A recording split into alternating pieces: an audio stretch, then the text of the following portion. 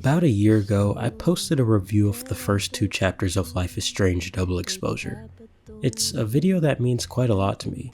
Not only did it blow up and become one of my most popular videos to date, but I still view it as one of my most well-made videos. It's concise, it's well-paced, it's entertaining, and the reception to it was overwhelmingly positive, which I honestly didn't expect considering I just kind of threw it together real quick in hopes of getting it up in a timely manner. It was a time before my channel saw any substantial growth, before I became obsessed with numbers and trying to please the algorithm. I made that review because I was passionate about something, and I wanted to share that passion with anyone who might happen to click on my video. In that initial review, I praised the game, and people latched onto it because apparently I was one of the few people at the time who wasn't just giving the game a bunch of crap because of how it handled price field. It was an exciting time, and I figured it would be a good idea for me to capitalize off the success of that video by writing up a full review of the game whenever I finished it. But that never happened. Between me being focused on trying to graduate college at the time and my utter disappointment with how the game turned out, I just didn't have it in me to talk about it anymore. And as tempting as it was for me to reply to people in the comments asking how I felt about the rest of the game by just simply saying, I hated it, that didn't feel right. Something told me that at some point that follow-up video would get made. It wasn't a matter of if, but a matter of when. After finding myself in a bit of a creative slump after uploading continuous flops on this channel, and with the 1-year anniversary of the game fast approaching, I decided it was finally time to revisit Life is Strange Double Exposure. But I didn't want to just do a simple review, there are hundreds of those. I wanted to make something worthwhile. Something that would really exercise my writing and critical thinking skills. My goal with this was to gain a better understanding of my negative feelings towards Double Exposure, especially after giving it such a glowing review at first. And after my replay, it's only become more apparent to me that Double Exposure just fundamentally doesn't understand the series that it's part of. So I'm going to go through the game chapter by chapter, breaking things down and picking it apart to get to the bottom of why Double Exposure fails at not just being a sequel to Life is Strange 1, but at being a proper Life is Strange game in general. This video is probably going to be lengthy, so I've included timestamps for each chapter so that you can hop in and out as you please. Hopefully, even if you disagree with some of my takes, the video is still interesting enough to keep you watching. But without further ado, let's dive into Life is Strange Double Exposure. But someone was listening when I called for help.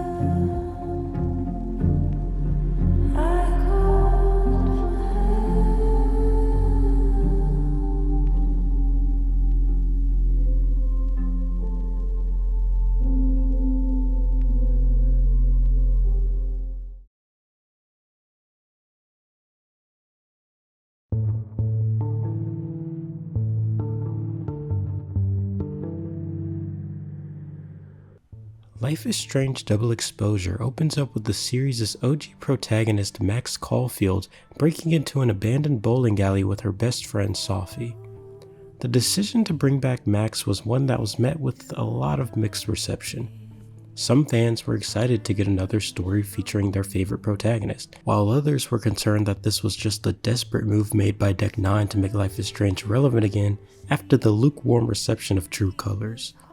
But regardless of what end of the spectrum you were on, Double Exposure had a lot to live up to. So does continuing Max's story here actually work? Spoiler alert, it doesn't, but we'll make sense of why over the course of this video. As Max and Sophie explore the area, we get a feel for who Sophie is and what her relationship with Max looks like. And it's interesting because Sophie's bubbly personality and bold presence is very reminiscent of Chloe Price's from Life is Strange 1. While Max, at this point, seemingly hasn't changed very much since we last saw her. There's a nice familiarity to their dynamic, and I think it works well as a way to introduce us to this brand new story. There isn't really much else to say about this section, truth be told. It pretty much just serves as a way to deliver exposition, getting us caught up on where Max has been and what she's up to now, which is apparently working as an artist in resident at the highly prestigious Caledon University in the fictional city of Lakeview, Vermont. Sounds a bit familiar, doesn't it? Anyway, after narrowly escaping certain death and then laughing it off like Nathan Drake, Max and Sophie decide to take a load off by getting drinks at the Snapping Turtle, a local bar that also serves as a primary haunt for Caledon students. If this were a season of Friends, this would be their central perk because we literally come here in every chapter. The turtle also happens to be owned by Amanda, who is one of the 2 characters who Max can romance in Double Exposure, with the other one being Vin Lang, who we'll cross that bridge when we get to it. Sophie picks up on a vibe between Max and Amanda and immediately encourages Max to go for it, but Max, being Max, is hesitant, which prompts Sophie to ask about Chloe, known to her as the blue-haired girl who we keep a picture of in our wallet, because Sophie knows what's in people's wallets for some reason. We then tell her what our relationship to Chloe was, stating whether we were just friends or something more. And this is where Double Exposure presents us with our first major decision of the game, and to some, the most crucial decision you'll make in the game. And that's when Sophie asks what happened between you and Chloe, aka what the hell happened at the end of Life is Strange. As we all know, the first Life is Strange game ends with Max and the player having to choose between 2 very tough story outcomes: sacrifice Arcadia Bay to save Chloe's life, or sacrifice Chloe to save Arcadia Bay. The needs of the many versus the needs of the few. For most people, the choice is a no-brainer: save Chloe. But I beg to differ. Wait, please, before you click off the video, just allow me to explain myself, alright? I honestly used to be far more aggressive when it came to this debate, because I always thought that sacrificing Chloe was the more thematically appropriate choice, while sacrificing Arcadia Bay was for people who failed to actually recognize the game's true message, which is about coming to terms with loss and the unfortunate reality that there are going to be things that happen in life that are simply out of your control, but how you decide to respond and move forward is ultimately up to you. A theme that carries across all the Life is Strange games, really. This is exemplified throughout the first game with the constant push and pull of where the line of abusing your rewind power exists. But the understanding I get from it is that using your power, period, regardless of the reason, is never necessarily a good thing. Consider one of the most tension-filled scenes in Life is Strange, when you're trying to talk Kate Marsh down off the roof and the game strips you of your rewind power after allowing and even encouraging you to use it anytime you aren't happy with the outcome of your choices. But right here, where your actions are really a make or break, you can't use it. Unfortunately for me, she But if you're astute and you actually took the time to pay attention to and learn more about Kate, you can use the information that you've gathered up to that point to save her life. But whatever the outcome, you must live with it, because that's life. And then there's of course the whole chaos theory thing with Max screwing with time being the catalyst for the huge town destroying storm to begin with. So bringing it back to the final choice of Life is Strange, I still stand by my belief that sacrificing Chloe is the better choice. Not just because it's morally sound, but because it's the direction that the game subtly nudges you in from the jump. It's of course perfectly valid to reject that and defy fate, time, and the universe or whatever by saving the person that means the most to you. I mean, it is written into the game and the stats clearly show that it's not an unpopular choice. I'm not going to sit here and act like it's so blatantly obvious what the quote-unquote right decision is. Everyone has their reasons for picking what they did, I just felt it were important that you know mine. So now let's talk about both endings to Life is Strange 1 and what impact they have on your journey in Double Exposure. The 2 different endings have been coined Bay, B-A-Y, for if you chose to save Arcadia Bay, and Bay, B-A-E, if you chose to save Chloe, your Bay. I know it's a little confusing, so just try to stay with me here. Bay, B-A-Y, is pretty straightforward. Chloe dies, Max doesn't screw with time to save her, Jefferson is put to justice, the town is saved. In the decade leading up to the events of Life is Strange Double Exposure, Max leads somewhat of a nomadic lifestyle, working as a freelance photographer all over the country until a chance encounter with the president of Caledon University, Yasmin, who is also Sophie's mom, lands her in Lakeport, which is where the story picks up. Bay, B-A-E, is the ending where Chloe is saved, but Arcadia Bay is not, and a considerable amount of lives are lost, including those of people who Max and/or Chloe cared about. The contentious thing about this ending though is that it really has next to no bearing on how things play out in Double Exposure, because Max and Chloe break up, or drift apart if you went the platonic route, but if you chose to save Chloe to begin with, I highly doubt that you did. But regardless, Max's backstory is pretty much the same. Only difference is that there was a period where Max and Chloe were traveling together. However, Chloe herself has 0 physical appearances, not even in a flashback. Based off of this, it's quite evident that the story of Double Exposure was built around the notion that Chloe died after the events of Life is Strange, which really pissed off a lot of people. And while I understand why, detached from my thoughts on the game overall, I actually don't take issue with how they handled Chloe being alive in this game. I think Max and Chloe breaking up, drifting apart, whatever, actually makes sense within the context of Life is Strange as a whole. To me, Life is Strange has never been about happy endings or life panning out the way you want it to, or even the way you think it should. At the end of Life is Strange 1, I'm sure Max and Chloe anticipated running off together and living out the rest of their days, chasing their dreams and living happily ever after. And they do, for a bit, the game tells us that.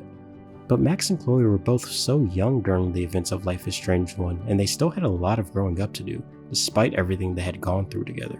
Then you also have to consider how much baggage they carry between the both of them, with the most obvious point of contention being that Max has a power that literally allows her to rewind if things don't work out in her favor, leading Chloe to develop trust issues over time. But it seemed like the primary kicker was Chloe's desire to look to the future and Max's struggle with latching on to the past. I mean, obviously double exposure wasn't planned then, but these are seeds that were planted even in the first game. And again, it goes back to that game in a lot of ways condemning the use of Max's power, because all it really does is blow everything up, no matter how good or malicious your intentions are.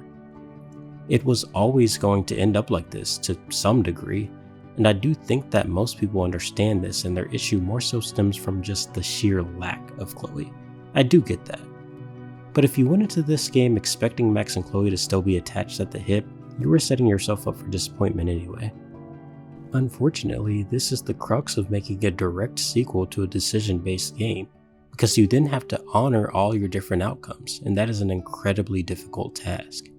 Telltale's The Walking Dead does it perfectly by pretty much having everyone's ending be the same. Yeah, there are little things that you can teach Clementine that change some bits of dialogue in the next game, but in terms of there being a major decision that you have to make that drastically changes how things play out, there isn't one. Season 2, however, does have a major decision that you have to make at the end, and while A New Frontier addresses both of these endings in flashbacks, it doesn't honor them. It's so hand-wavy and it sucks. One of the reasons why I think The Walking Dead and Telltale games in general would probably be better if they weren't decision-based, but y'all aren't ready to have that conversation. I digress. Because Chloe died in my initial playthrough, I decided to keep her alive in the playthrough I did for this video, just for the sake of making different choices. I feel like I spent so much time on that, but I felt it was important that you guys understand my stance on the whole Bay versus Bay thing, so that you know the standpoint from which I'm critiquing this game. But it's honestly not something I plan on bringing up very much throughout the rest of this video, because the issues that double exposure has makes this one seem like a non-issue, to be completely honest with you. Anyway, back to double exposure. After mustering up the courage to talk to Amanda, Max leaves the table and we're then allowed to roam around the snapping turtle, soaking up pieces of world building as we go. The turtle isn't a big place, but I still really enjoy this section. There's something about the profuse simplicity of just hanging out at a college bar trying to figure out how to talk to your crush that is just so cozy to me. It takes me back to the first time I played True Colors in my college dorm back in September of 2021. It was my first time living away from home and campus life was still pretty fresh to me. But there was something about walking around the Black Lantern and the beautiful town of Haven Springs that just served as a nice little escape for me at the time. That might be why I have such a soft spot for True Colors, if I'm being honest, and double exposure has a similar effect here. During our time exploring the turtle, we run into two undergrad students named Diamond and Reggie, who are discussing their plans with Abraxas, a prestigious secret society at Caledon University. Once again, sounds a bit familiar. Diamond and Reggie are two characters that we get to know and interact with more over the course of double exposure, and I don't have too much to say about them for now, but I certainly will later on. After gathering enough intel on how to best strike up a conversation with Amanda, we head over to get to know a little bit more about the cute girl behind the bar. And she's actually pretty chill. I like her a lot. I honestly didn't romance her my first playthrough, but I knew for this one I was going to because, again, I just wanted to try something different. I don't think either of the romance options in double exposure are particularly good, but I do believe if you're going to go with anybody, Amanda is the far better choice. But we'll get to that later. I know I keep planting seeds, but things will pay off, I promise. Eventually, another character named Moses joins Max and Sophie at the Turtle, and shortly after the trio decides to crack open a bottle of champagne while they watch a meteor shower. It's no secret that Life is Strange has notoriously awkward dialogue a lot of the time, and while that can be felt, I really like getting to see these three characters just hanging out with each other, especially because it's one of the only times in the game where that happens. Their interactions, as cringe as they might be, are just as earnest, and like I said before, it's rather cozy to see. One of my favorite aspects of the Life is Strange games is their ability to slow down and allow the player to just exist for a bit. And I'm not just talking about moments of calm, I'm talking about legitimate gameplay sections in which you're walking around and interacting with your environment with no real pressing or emotional stakes. You know, the kind of moments that most games breeze through or skip entirely. No strange disappearances, no murder mysteries, no supernatural storms, just 3 friends shooting the shit and enjoying each other's company. I fucking love it. It reminds me of my core friend group in college, how we would just spontaneously meet up and do whatever the hell we felt like. We weren't partiers or rule breakers, but we still had the time of our life. It was a much simpler time before I was worried about bills and making sure my rent is paid on time. It's crazy how nostalgic I am for a period of my life that feels like it only just ended, but I guess life is kind of strange like that. After finding out that Sophia has big news that she isn't ready to share yet, we attempt to get her to spill by discreetly giving her a bottle cap that would force her to open up. I failed. We don't find out Sophie's big secret, and then she heads off to take what seems like a pretty important phone call. Max heads down shortly after, walking home alone in the dark with headphones blasting music. Don't get me wrong, the music's great, but you would think someone who's been through what Max has would be on their P's and Q's in this scenario. But apparently creepy predators are the least of Max's worries at this point because some weird stuff starts happening after she snaps a picture of this mysterious owl. Max follows Sophie to the Overlook after sensing that she might be in danger. There's a gunshot, but shortly after, Sophie appears to be just fine. What the hell's going on? After reaching the Overlook, Max discovers Sophie's lifeless body as it falls stiff onto the snow-covered ground. This, ladies and gentlemen, is where our journey in Life is Strange Double Exposure truly begins.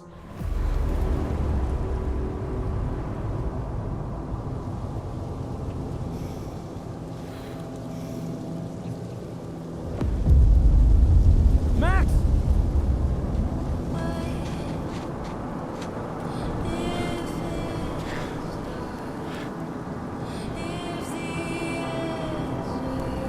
No.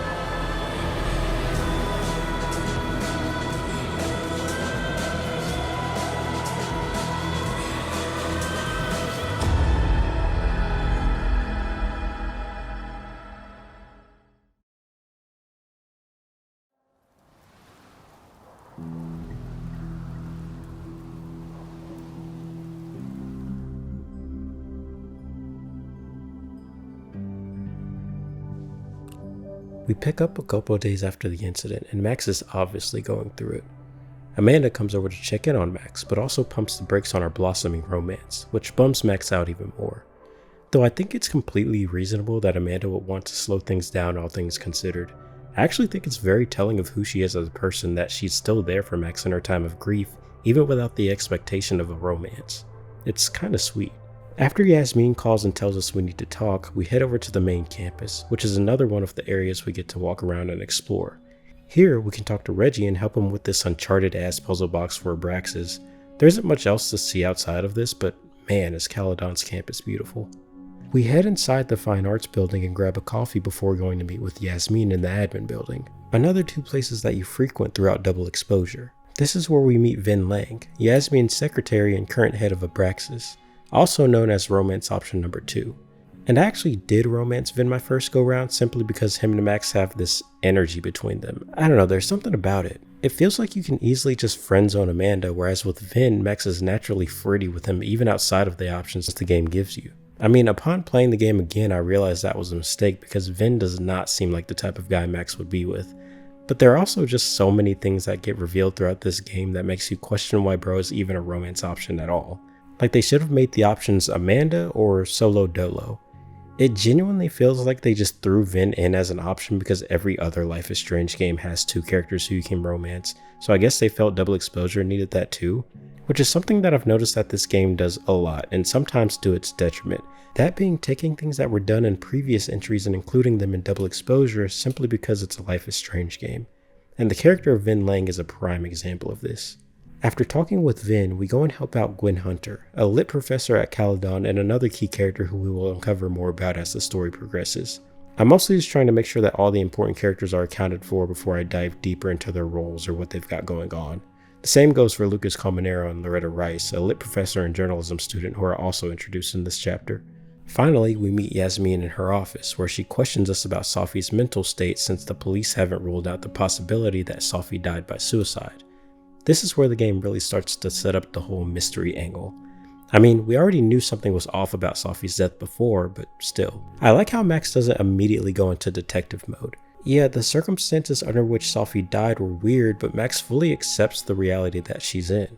Her best friend was taken from her and she has to live with that. The remainder of chapter 1 allows the characters to wallow in this overwhelming grief, and I really like that.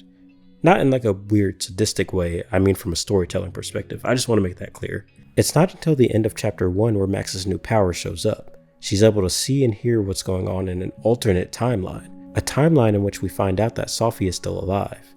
After attempting to get alternate Sophie's attention, Max crosses over to the other timeline where she gets to see her best friend in the flesh once again.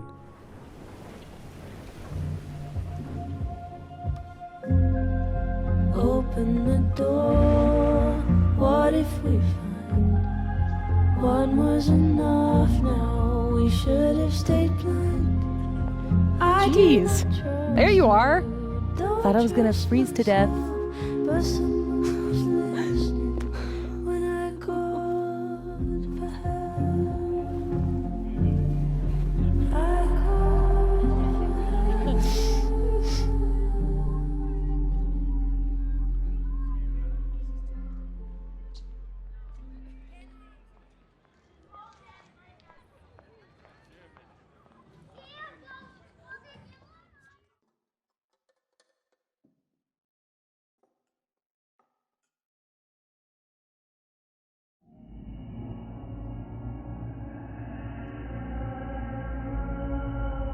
What the fuck is happening?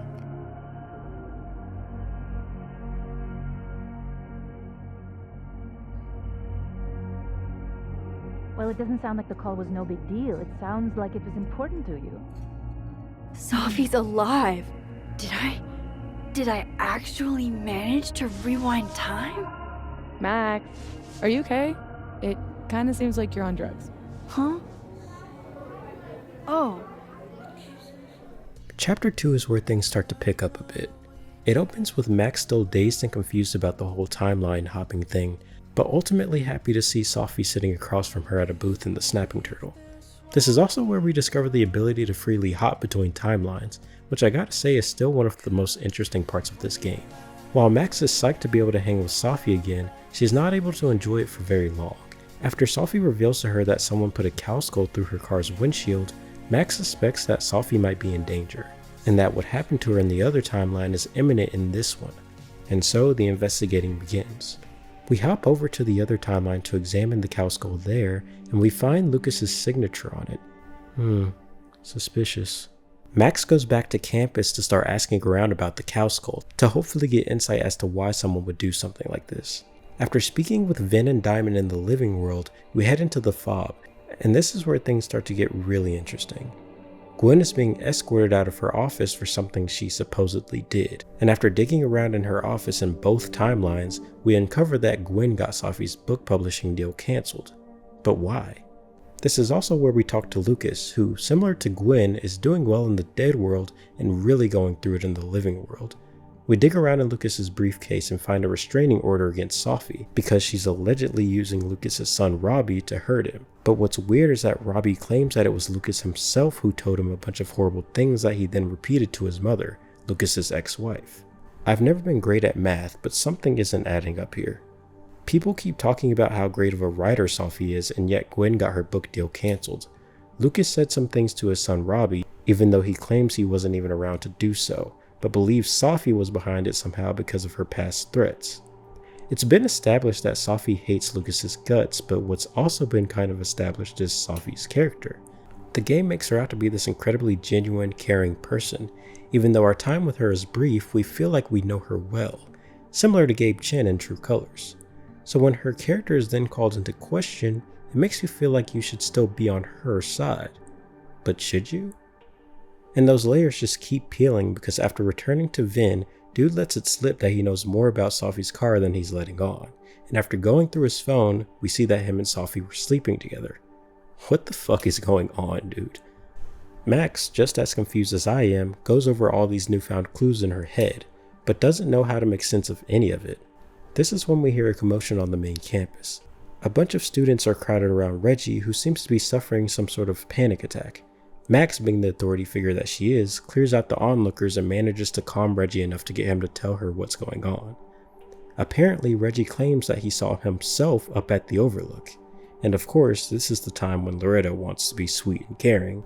The same Loretta, mind you, who last chapter was trying to interview us about her late friend 2 days after her passing. But I guess you're alright, Loretta. We head up to the Overlook to see what the deal is. In the living world, we run into Gwen at the Overlook, who tells us that the university is firing her because of irrefutable footage of her dealing drugs to students. She swears it wasn't her, but even she can admit that the person in the video strikes an uncanny resemblance to herself. I think the title Double Exposure is starting to have a double meaning. As one last fuck you to Caledon, Gwen goes to burn the drive with the footage of her evil twin dealing drugs, and we're given the option to stand with her or to save the footage to add to our own evidence collection. The first time I saved the footage, but this time I stood with her. But for all my fellow trophy hunters out there, if you want the Clue Me In trophy, you should save the footage. I mean, there are a few trophies that require you to make certain choices, but I feel like this particular one is easily missed, so there you go. Back in the Dead timeline, we uncover an eerie outline of Sophie's body and weird stuff starts happening again. Loretta's nosy tail shows up, of course, because why wouldn't she? Feeling bad about the interview encounter from earlier, she gives Max a tip, revealing more about Maya Okada, a Caledon student who took her own life 2 years prior to the game's events. Loretta explains that Maya and Sophie were friends and that there could be some sort of connection between the two cases. Our current best friend had another best friend who's now deceased. I don't know why, but I'm getting a bit of deja vu here. Max asks Loretta why she even cares, to which she responds, Because I hate it when things don't make sense. Yep, me too, Loretta. That's why I'm making this video. This is when Moses starts blowing up our phone, asking for help because bro decided to take Sophie's camera from the crime scene and is now being hounded by Vince Alderman, the detective in charge of Sophie's case. And I'm using the word detective very loosely here because, well, yeah. I don't have much to say about this section since most of it is just jumping back and forth between timelines to find where Moses hid that damn camera and avoiding detection by Alderman in the process. The most notable thing that happens here is Max unlocking a new power when she swaps Moses' disassembled telescope in the dead world with the one in the living world. It's actually a pretty cool ability, but one that's drastically underutilized in my opinion. In the dead world, Max and Moses head back to her place with Sophie's camera. When going through its photos, they discover something chilling. Hey, look. She took one more photo. Sneaky girl.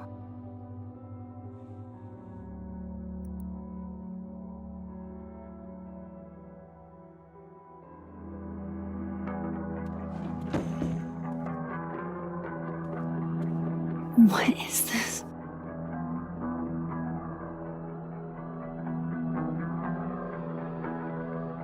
Max, you killed her?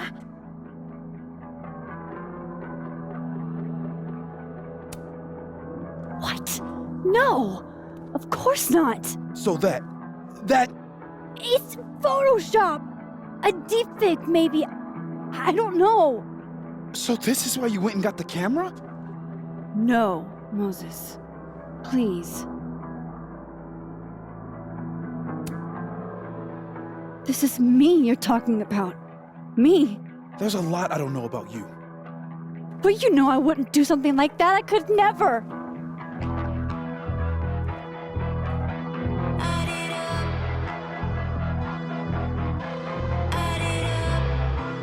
Stay the fuck away from me.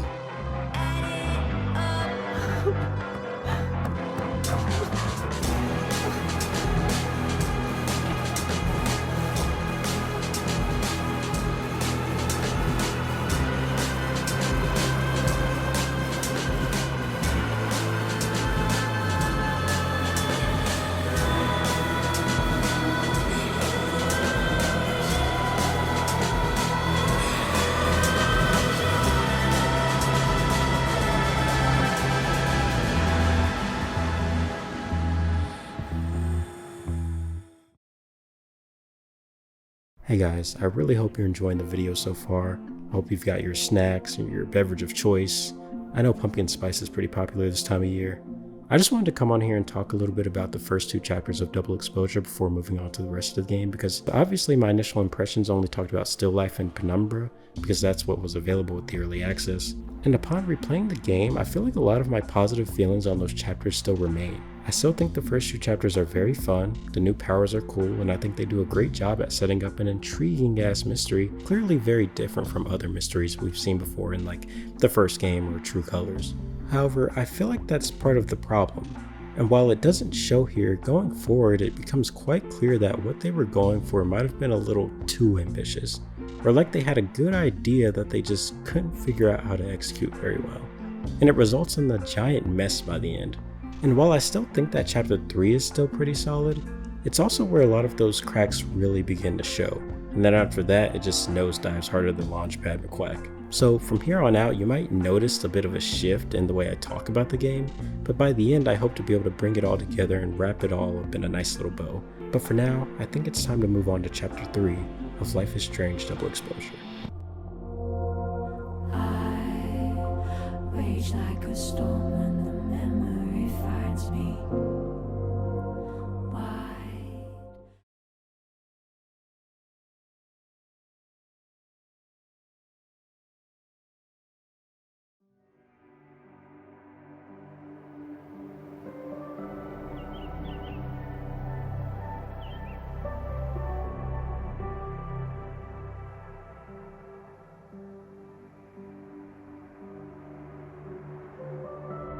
Chapter 3 of Life is Strange Double Exposure opens with Max asleep in her dark room after relentlessly trying to make sense of that photograph. This also serves as a visual representation of me writing this script and trying to make sense of this damn game.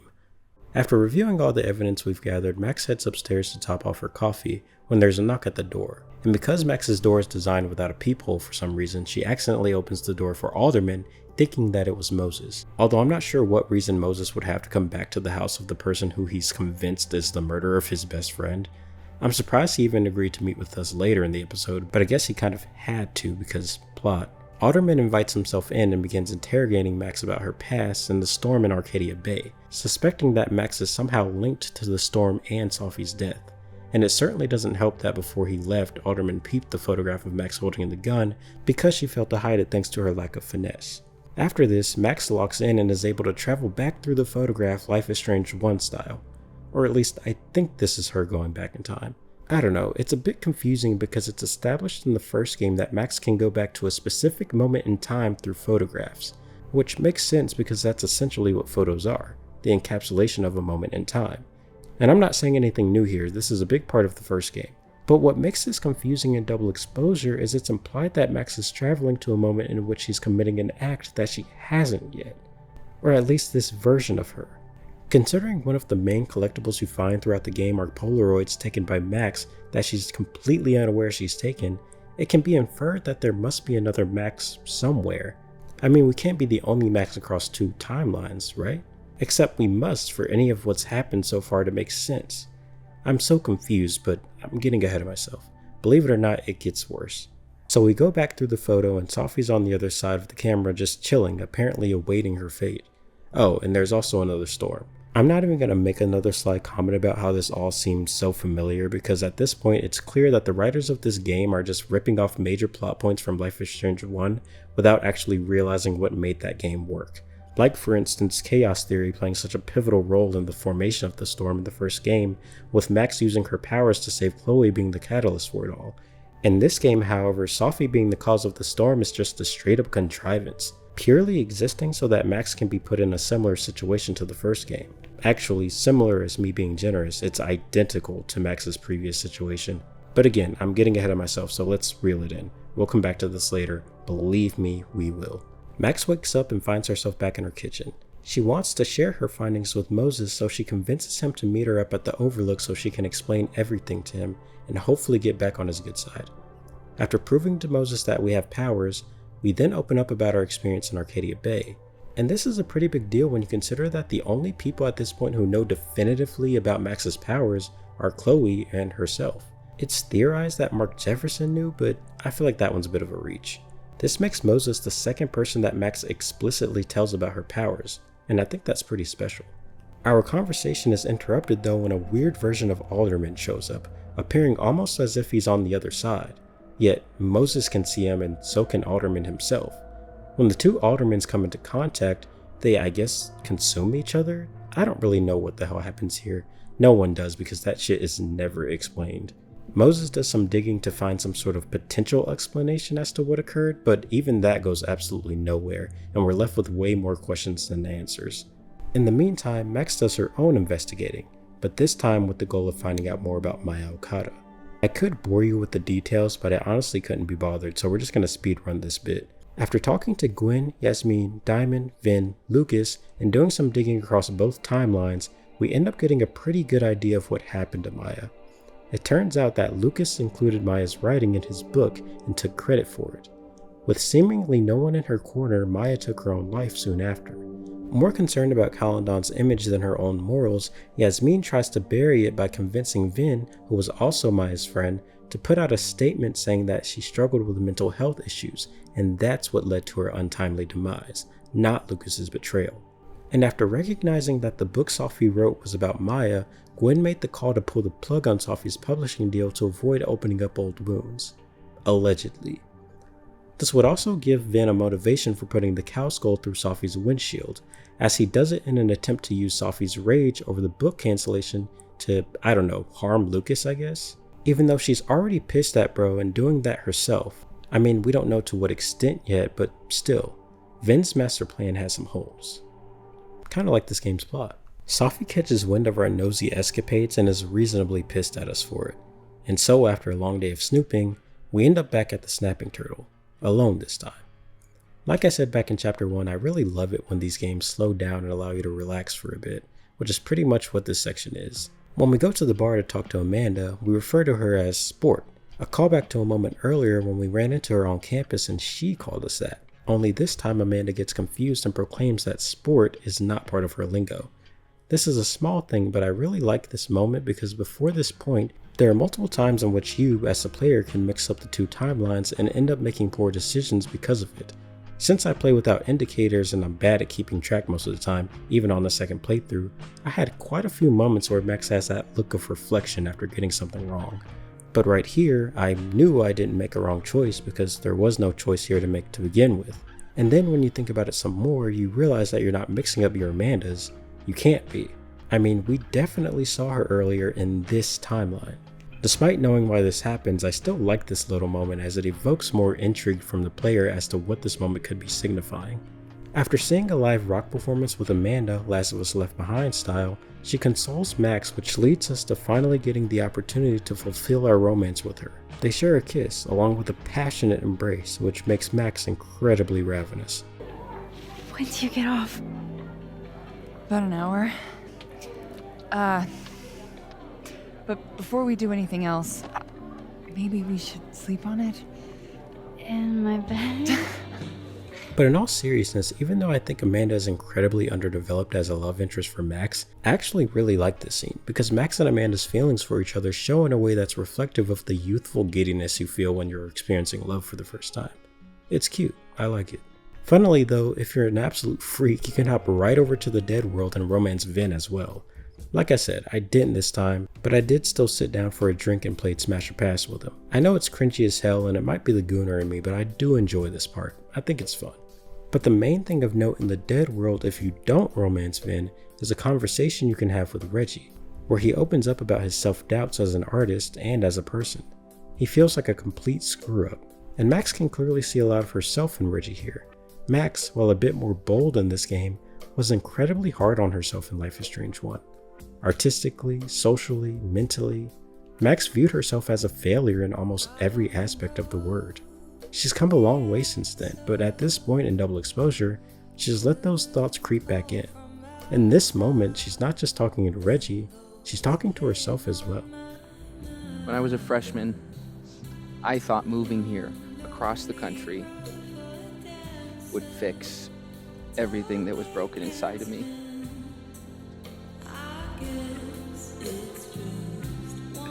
Everyone here just thinks I'm a fuck up. And maybe they're right.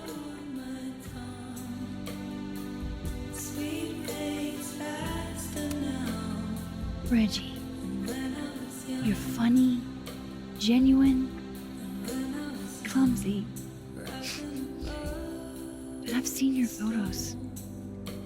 You're not a fuck up. At least there's one thing I'm good at. Thanks, Max. Anytime. It's such a small thing and it's completely optional, but I think it's a really nice addition. Or maybe it's not intended to be that deep at all and I'm just reading way too much into it. With the quality of this game's writing, the latter isn't very far-fetched, is it? After we bail out and head home, we find that someone has broken into our house, and Max, who is weirdly calm about the situation, searches for clues that lead to who the perpetrator could be. But it doesn't take long for us to realize that whoever it is still there, lurking in the dark room. Something cool you can do here is head down in the dead timeline and see who it is before you confront them in the living timeline. Spoiler alert, it's you. Max confronts Matt, damn it. We confront the other Max, causing her to flee, which results in an epic chase through the dark, snowy woods. Cornered, we try to get answers out of the other Max, but nothing gives. That is until we both fall into the frozen lake, and that begins to give. To avoid meeting the same fate as Luke from The Walking Dead Season 2, Max pulls out her epic object swapping power for the second time, which is also unfortunately the last time, but it was genuinely cool as fuck, so I'm not too mad about it. This is when we learn other Max's true identity.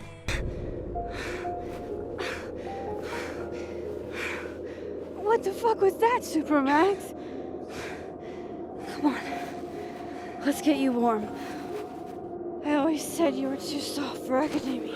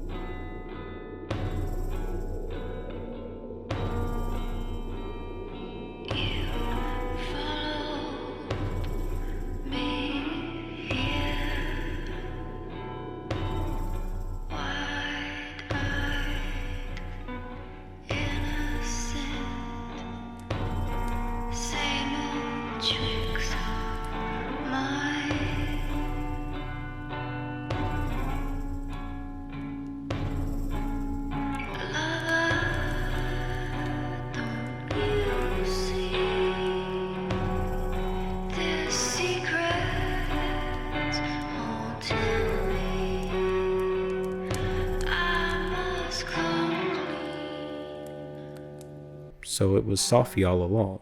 Gwen selling drugs, Lucas saying those things to his son, the weird encounter we had with Amanda in the fob, and the other Max that broke into our house.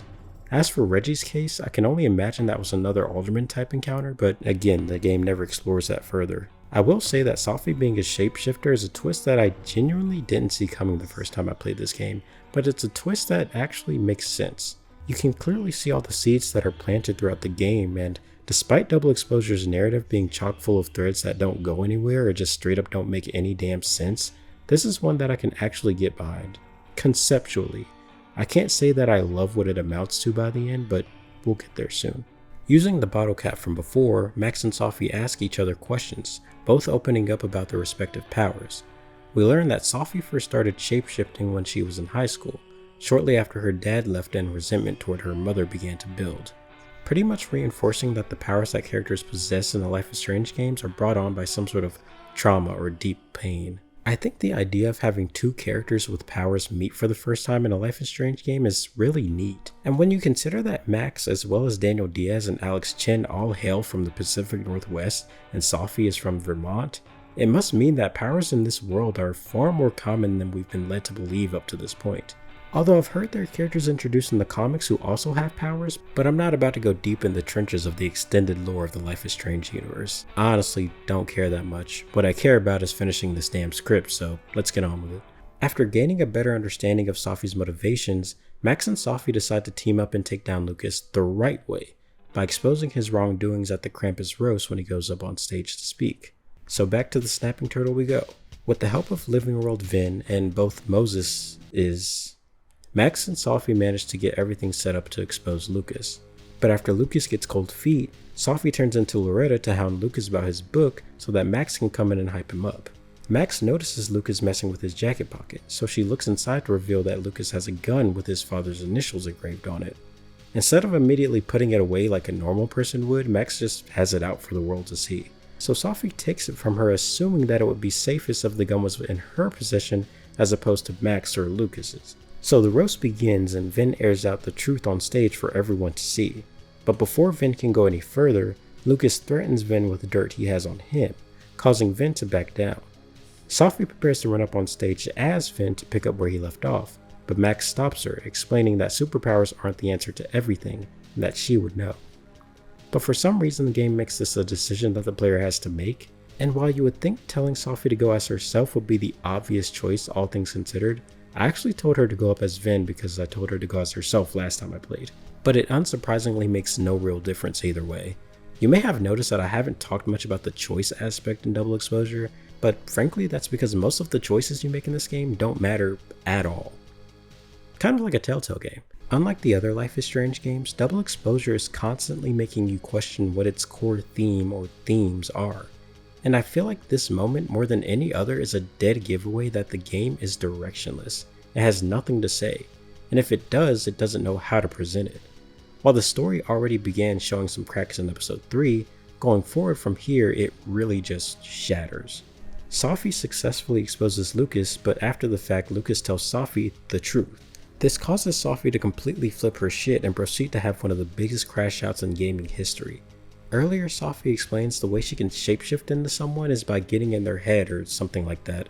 I don't really quite understand it if I'm going to be honest, but apparently her overwhelming sadness and anger ends up manifesting in this huge shared psychological storm or something. I really don't know. I don't understand this game, dude. We rush to the Overlook where Sophie has her mother at gunpoint. It turns out the truth was that Yasmin was the one behind Sophie's deal getting cancelled, not Gwen. All as a way to try to save face and protect Lucas, therefore protecting Caladon's reputation. But of course Yasmin doesn't see it that way. She thinks she was just protecting her daughter, but regardless of her intentions, it was incredibly shady and clearly the breaking point for Sophie, as this isn't the only time Yasmin has kept things from her. In an act of desperation, Max travels back through the owl photo she took at the beginning of the game to put a stop to this chaos and destruction once and for all.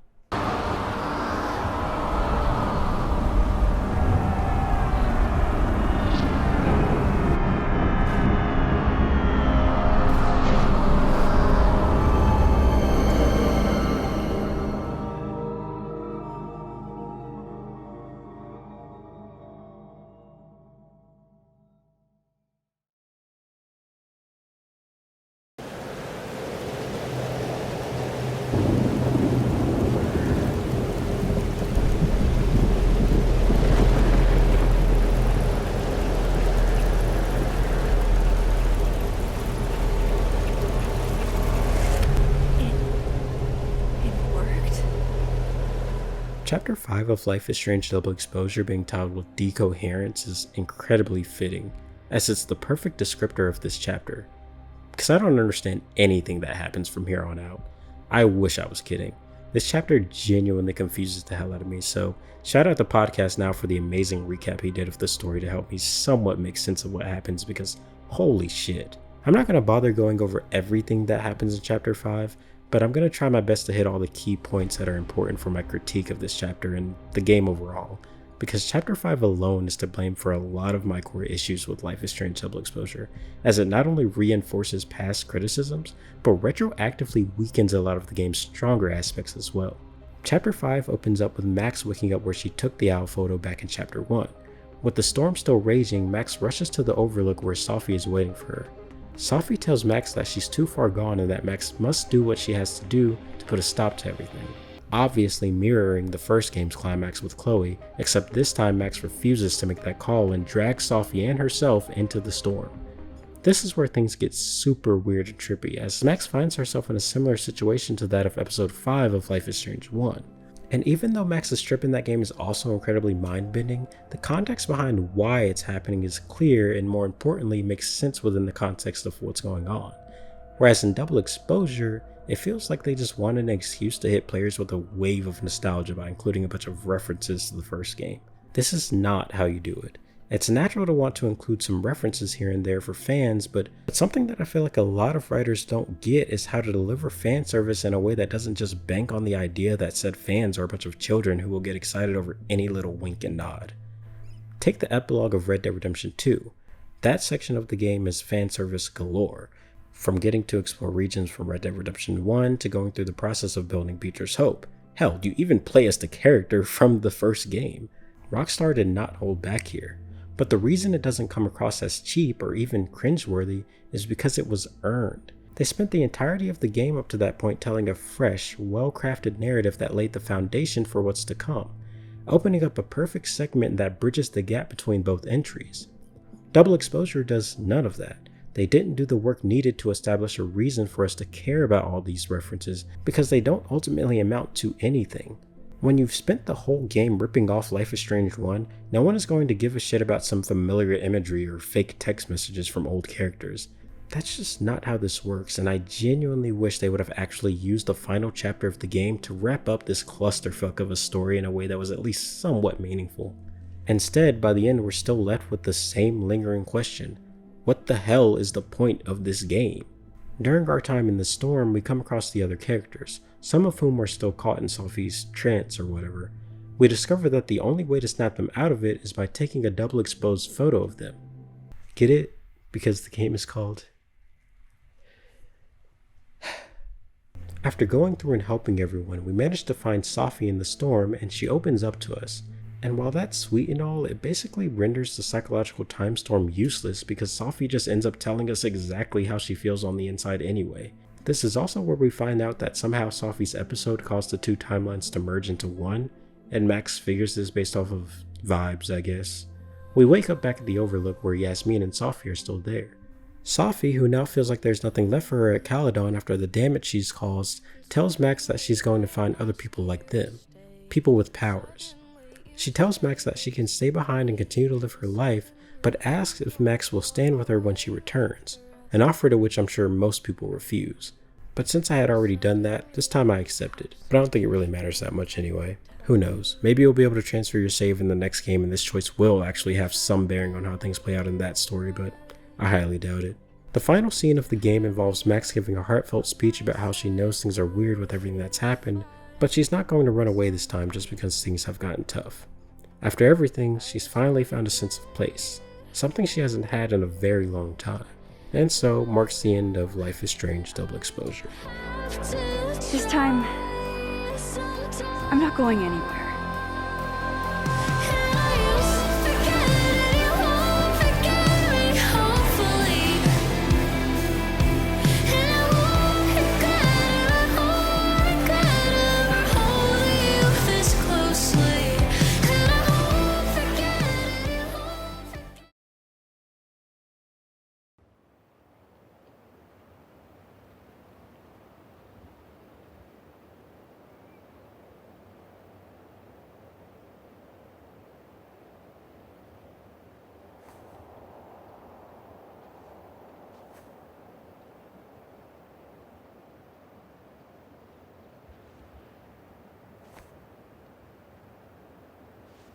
Shit. Shit! We're gonna have to get you a blood transfusion. What the fuck are you doing here? You remember me. That's flattering.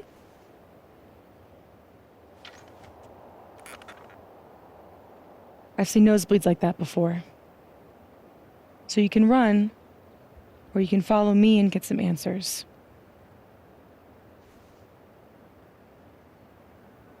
Your choice.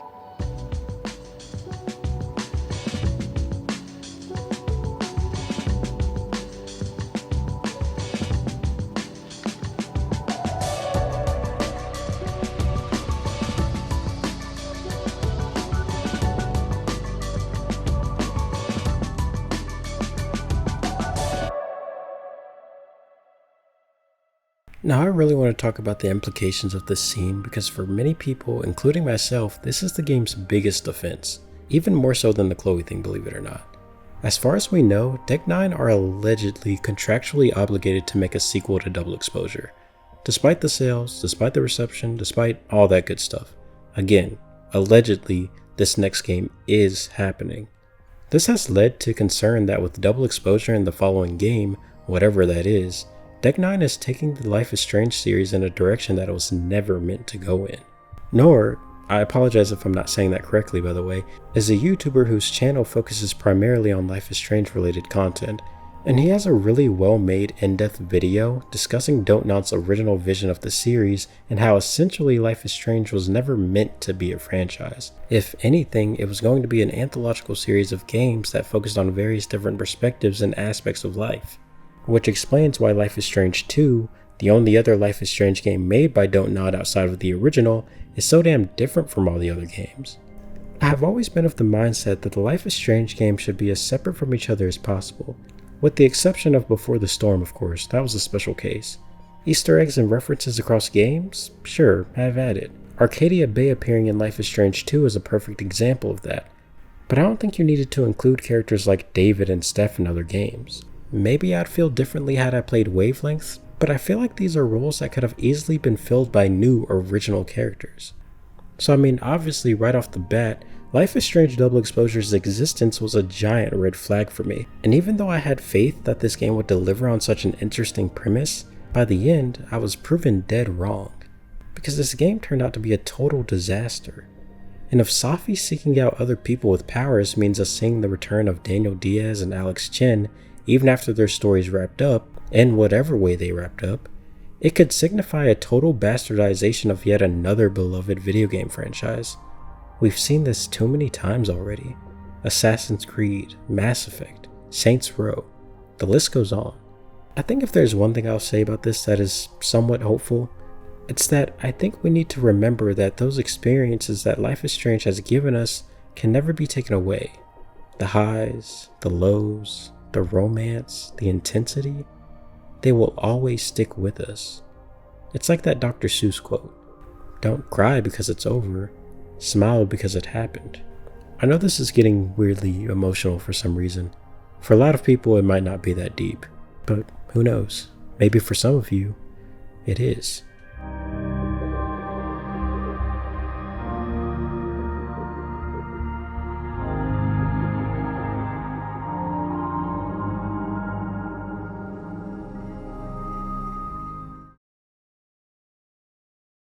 Life is Strange Double Exposure, for all the cards it had stacked against it, had the potential to be genuinely great.